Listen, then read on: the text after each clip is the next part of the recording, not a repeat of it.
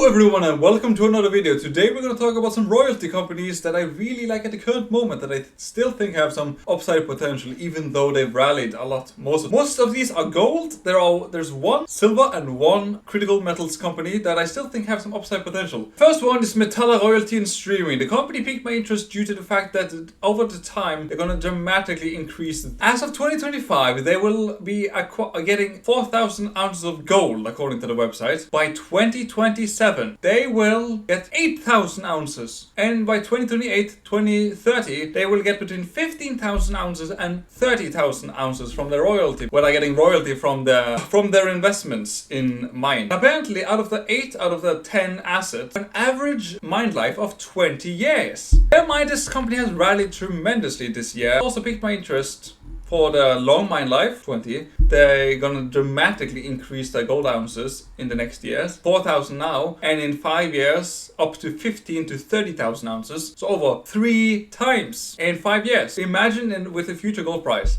They have a royalty with Polymetals, Aura, G Mining Ventures, Core Mining, First Majestic, Saturn, and their key development royalties are with First Quantum, Hubbay, Equinox Gold, Agnico Eagle, I Am Gold, and Agnico Eagle again. Most of these are like with Polymetals, it's 4% net smelt rate. Aura is 1%, G Mining is 0.75%, Core Mining is 1%. With their Saturn, that's a bit funny name, it's 15% of the silver stream. With First Quantum it's 0.42% NSR. With Hubbay it's 0.31%. Equinox it's 5%. Agnico Eagle 2.5%. I Am Gold is 1.35%. And Agnico Eagle with is 0.45% NSR. So this company has tremendous potential in the future, in my opinion. The next one on the company is Elemental Royalty. It has 10 producing assets, over 70 exploration and development stage royalties, and on average it has 11-year mine life on those mines. And it seems to be that they suspect that their revenue would be $34 million in 2025, which obviously over time will just increase and increase over time. And the fact that they have about 84% gold and 16% copper, where about 69% of the, apparently according to the website, are generating cash flow, whilst 31% are in development stage. And it seems to be they have in Australia, Chile, Canada, Burkina Faso, Cote d'Ivoire, I don't know how you say that, United States, Mali, in Karlavinda, they have a 2% NSR. In Western Australia, which has a 10-year mine life, they have a 0.47% NSR with Lundin Mining. This is in Chile, which is a copper one. And the operator of the Karlavinda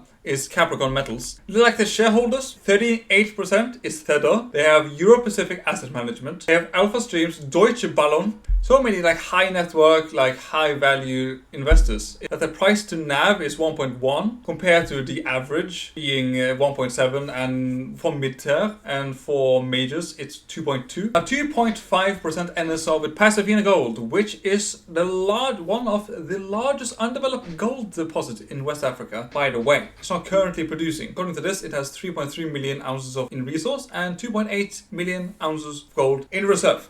Very nice. So this company has a lot of opportunity, and by the way, like with gold now surpassing $4,000 per ounce, which is insane. Last year, I think at the beginning of this year, it was $2,000 per ounce. That's a little bit worrying. I don't know what's gonna happen. I really don't know what's gonna happen in society with gold going this much up, because you know the central banks are buying, like everyone is pirating, net worth individuals buying more and more gold. But like still, it's like insane amount of increase. And what else? I think there was something with the Shanghai Gold Exchange, which is gold royalty, which has 250 different royalties. So they aren't dependent on a single individual asset. 7,000 ounces from their assets in 2025. They have a 1.2 price to NAV. Sandstone has 1.6. Triple Flag has 1.8.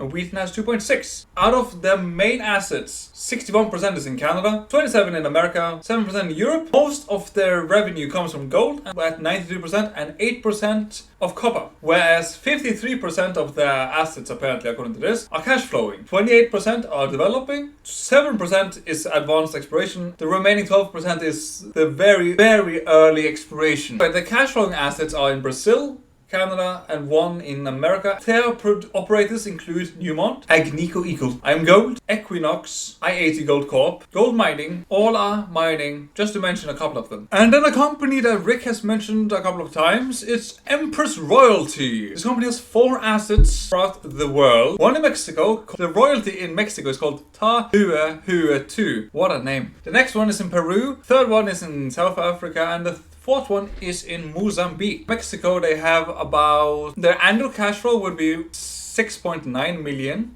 there. Peru, it will 5.6 million in annual cash flow. At the South Africa, it will be $2.9 million in cash flow, and at Mozambique, it's $1.7 million in cash flow. Bear in mind, this company has rallied tremendously, and the fact that obviously this company has tremendous upside potential with, you know, the more money they generate, the more companies they can assist finance. But apparently, according to, they are projected at $3,500 gold. We have now $4,000, almost $20 million. But now since it's $4,000, they were going to make probably over $20 million on revenue rather. But according to estimates, like in 2027, they would have increased that to almost $25 million in revenue. But now at 4,000, probably 26, 27, $28 million.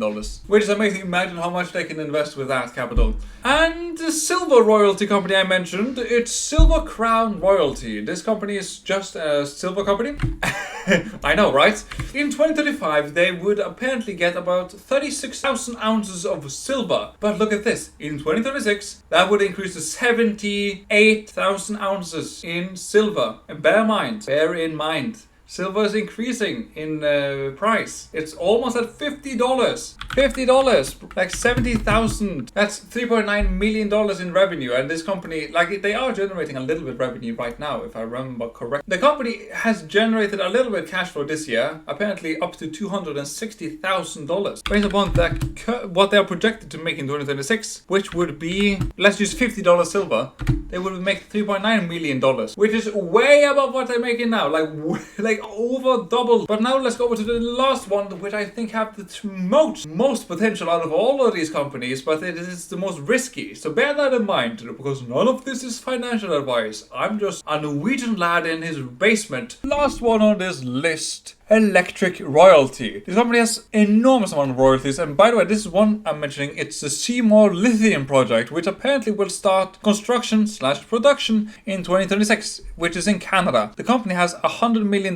in Canadian of LOI from the Export Development Canada, like apparently a government facility that assists with mining projects. Apparently, the company has 43 total royalties throughout the world, and most of them are in Canada, where about one of their assets is producing, 4 is close to production, 6 is in development, 3 is in advanced exploration, and 29 of the projects are in exploration phase. They have 1 in Norway, most are in Canada, the United States, Madagascar, Chile, and Australia. It's nice, it's in Norway, we're included in something. Nice!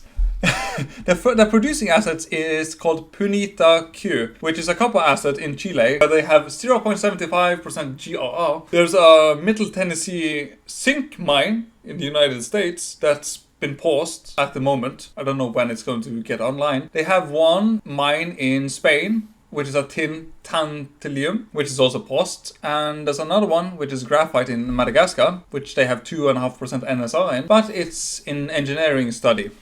They have royalty on a company called Battery Hill, which is, if I remember correctly, Eric Sprott is also invested in. It's a major company in manganese. So this company has tremendous upside potential. Imagine if only a couple of these royalties start streaming. This company has a tiny market cap. I think like $16 million in market cap. So this company, when they start generating, wow, it's going to be a pretty sight. And the shareholders, 28% of the shares are owned by the director, which is Stefan Gleason, which we mentioned earlier with Emperor Metals. Globex Mining owns 11%, 5% institutions, and 20% high net worth individuals. And they have apparently 144 million shares fully diluted. So this is my list of the most promising royalty companies of 2025-2026. Bear in mind, this is just my opinion. Anyway, I hope you thoroughly enjoyed this. If there's anything you would want me to talk about in the next video, please drop it in the comments, like and subscribe, and have a wonderful day. Peace.